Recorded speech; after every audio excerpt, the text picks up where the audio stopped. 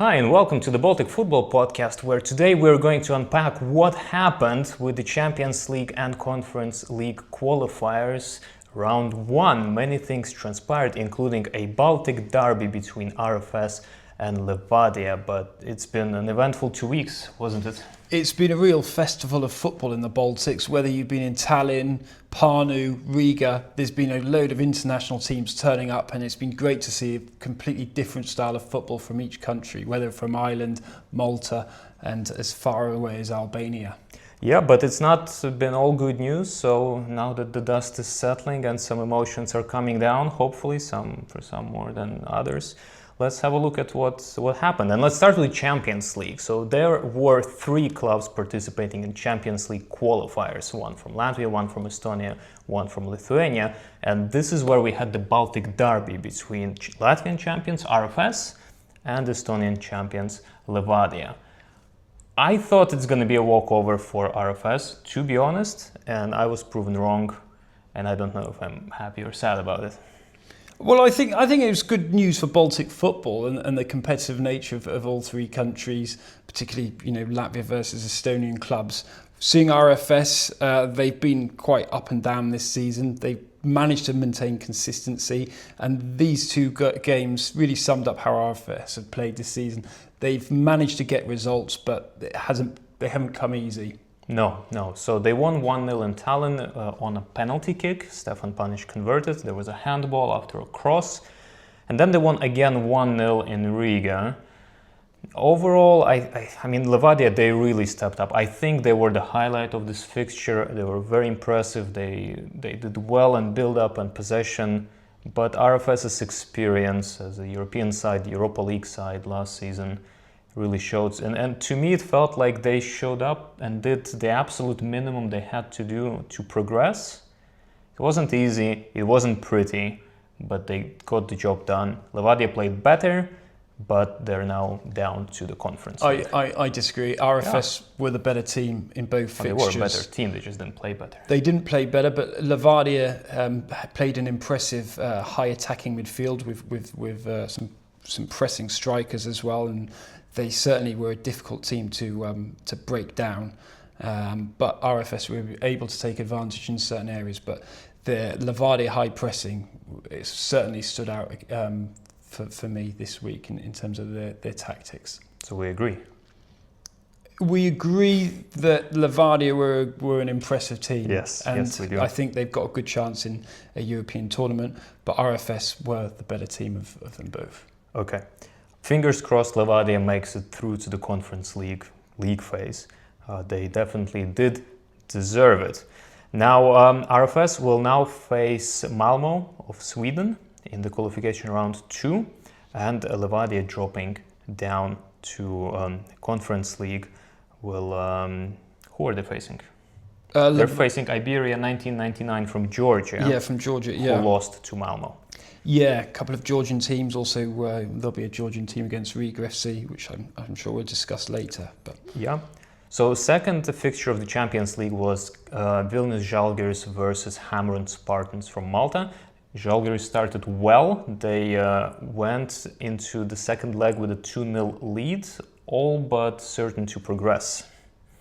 Yeah, but then they suddenly collapsed and it went down to penalties in the second leg. It was the longest penalty shootout ever, and I'm just glad I'm not one of the fans of Vilnius Žalgiris. I like them, but not as an individual supporter, because it went 14 rounds. It went 14 penalty kicks. I think I managed to cook a meal in between those penalties. What's going to happen? We'll checking the phone for updates. But yeah, I think that game sums up Žalgiris Vilnius' season, really. A bit of a sort of hit and a miss. They're not quite. They're in crisis. They're like 6th in A Liga or something, and they're really struggling. Now they've dropped down also to Conference League QR2, where they will face Linfield, who of course fans of Baltic football, Latvian football specifically, will be familiar with as the team that RFS defeated to get into their maiden Conference League, back then still group stages. Yeah, good luck to them, and hopefully they might be able to strengthen their team a little bit more. But they need to pull their socks up. Yeah. So that's Champions League. We have one team remaining. It's the team that we thought will remain. For how long? Unclear. Malmo are formidable opponents, but RFS did play a friendly against them during the Europa League run.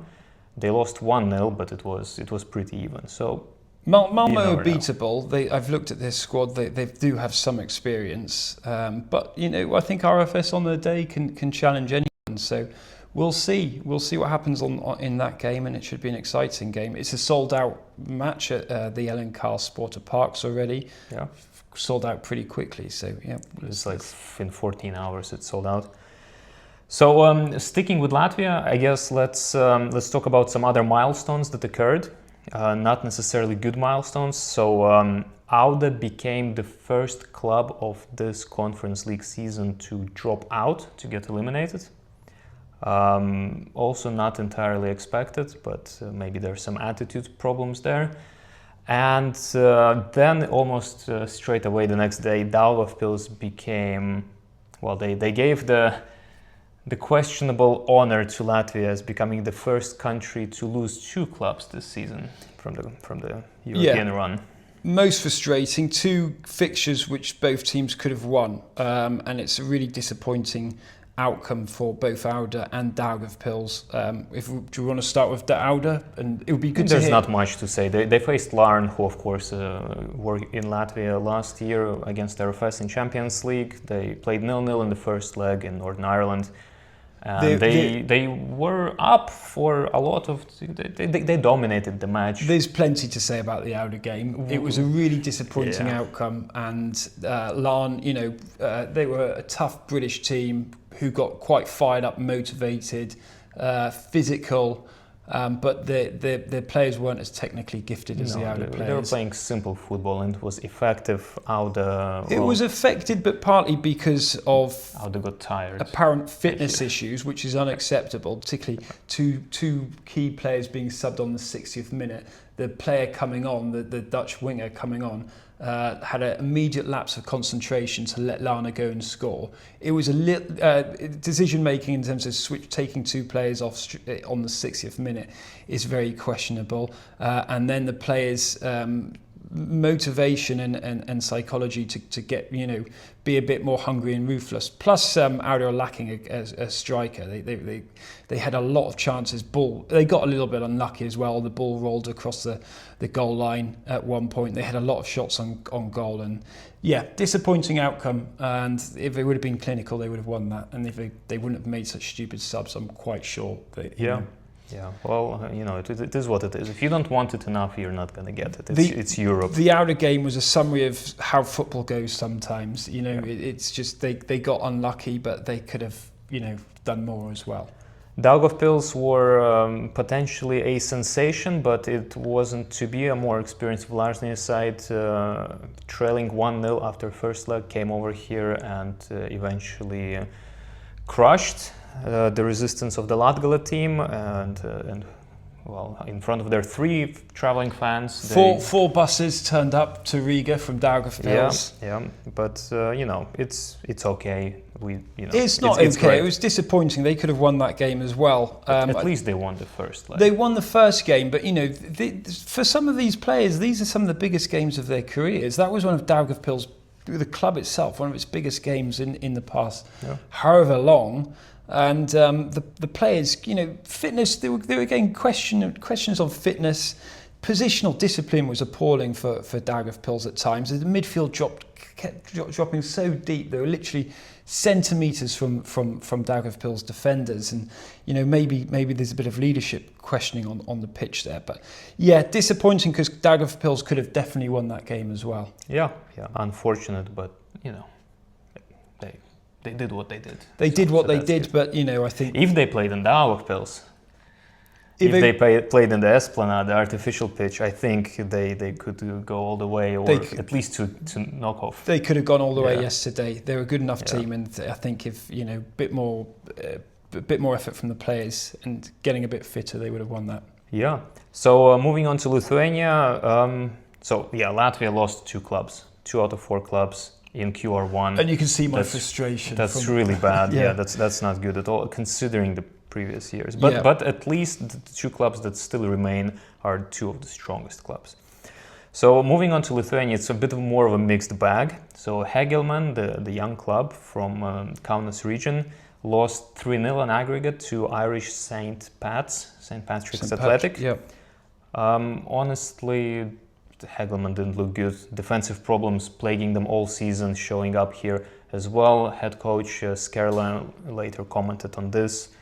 So it's disappointing, but it's not surprising. St. Pat's took this one. Yeah, well, I think it was a 50-50 game again, really? And I think in terms of if you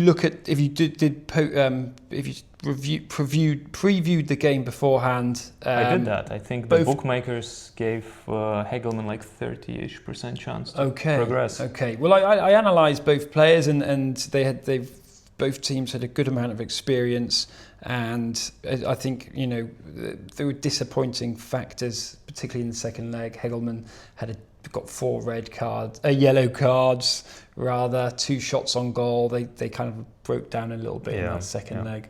Yeah.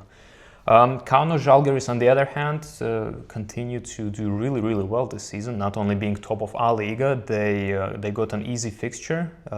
Your compatriots, Penybont from Wales. Penybont, quite an amateur team, to be honest. And no, one of the best teams in Wales.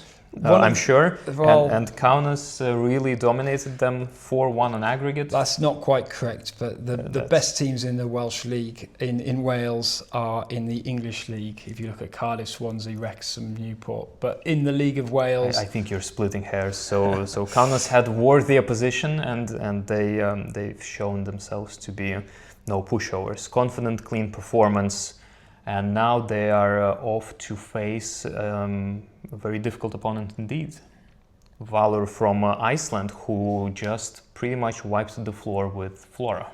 Yeah, but I mean, we've seen Iceland teams turn up a few times in the Baltics, and I mean, I don't regard I regard the Icelandic league as sort of maybe close to the Estonian league, but it's nothing special, and the national team is better than the domestic league. Let's just put it like that. The league is higher ranked than Latvia, which is the highest Baltic league in terms of ranking.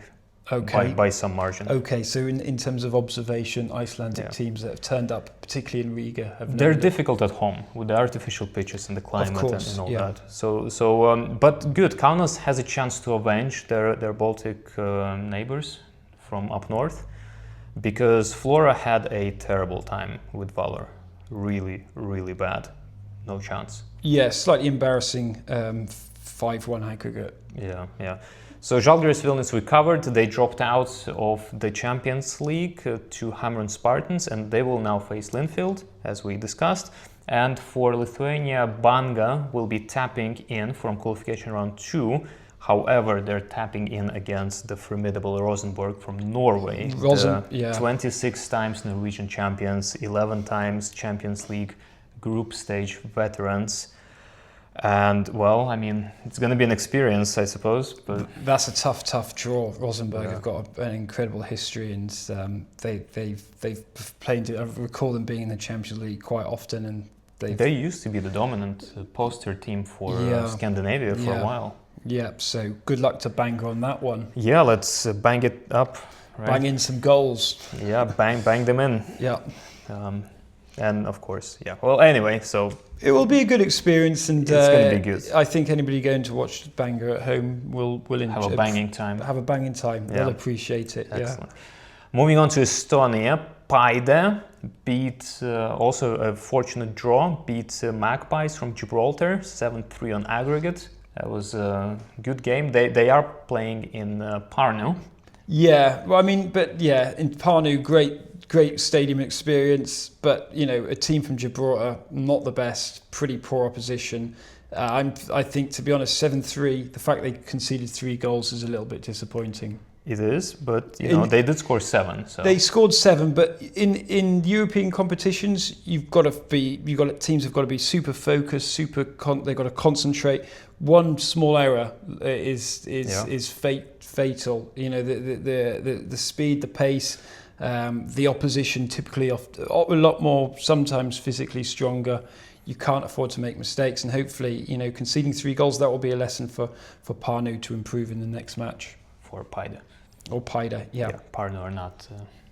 Okay, yeah, my bad, sorry. Yeah, that would be nice, but not yet. Not yet, yeah. So they now face AIK Stockholm for what I personally think is another type of a Baltic derby because of the famous Battle of Sigtuna.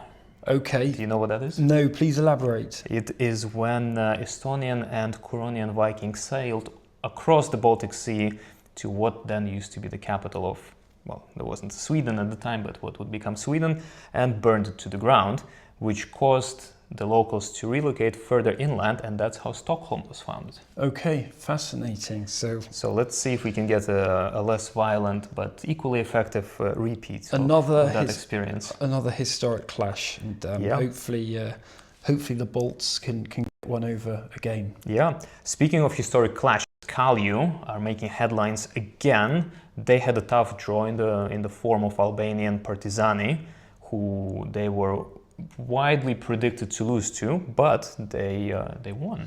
Yeah, and Balkan opposition is, they're tricky teams. Any Balkan team, they don't stop. They hustle on the pitch. They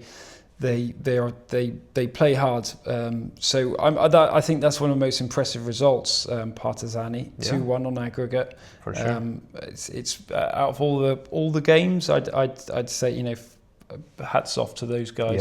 Yeah, definitely. And now they face previously mentioned St. Patrick's Athletic, who knocked out Hegelmann. So we have 2 possible revenge dramas unfolding in the Baltics, as teams that knocked out one of the other Baltic teams will now face a different one. I think any team from the Celtic nations are, well, other than Scotland, but Welsh and Irish teams are more than beatable. I generally do, having been raised in Wales and seen the progress of Irish and Welsh football. Yeah. I think St. Patrick's can be beaten, and good luck to those guys.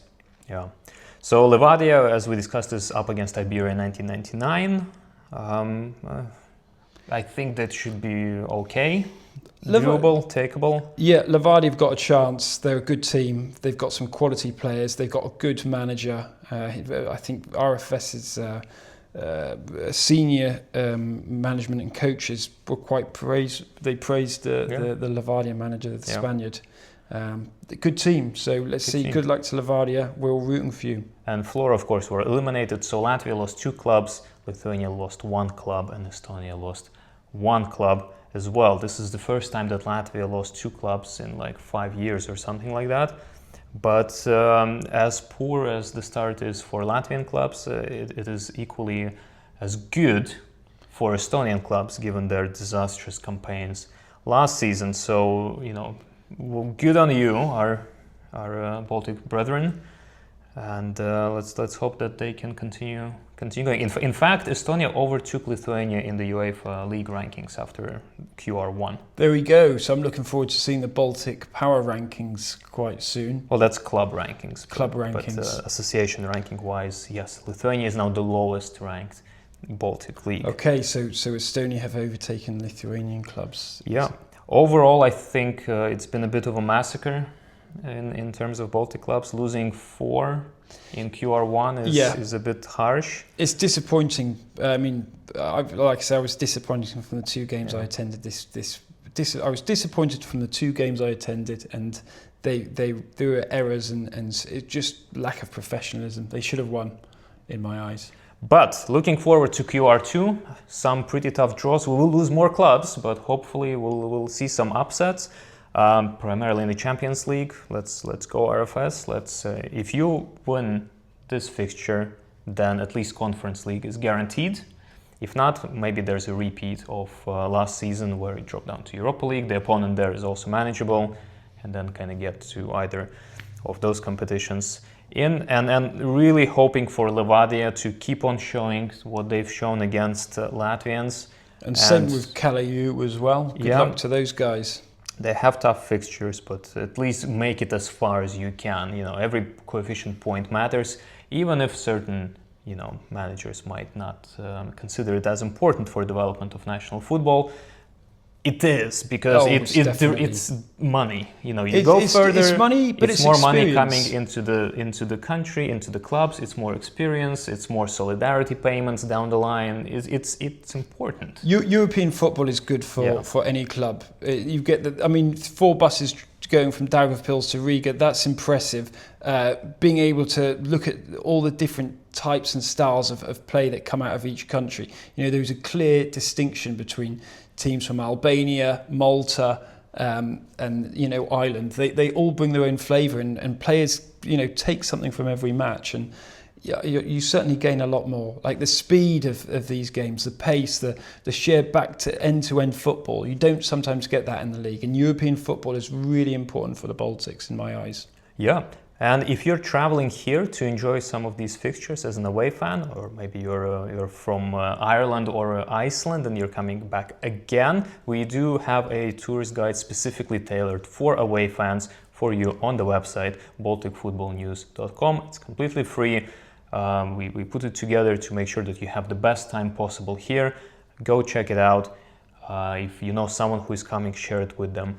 Be highly appreciated. We do want you to come and enjoy, and hopefully not too much, your time here. So let's see what happens in QR2, which is when we'll be back and see where we are.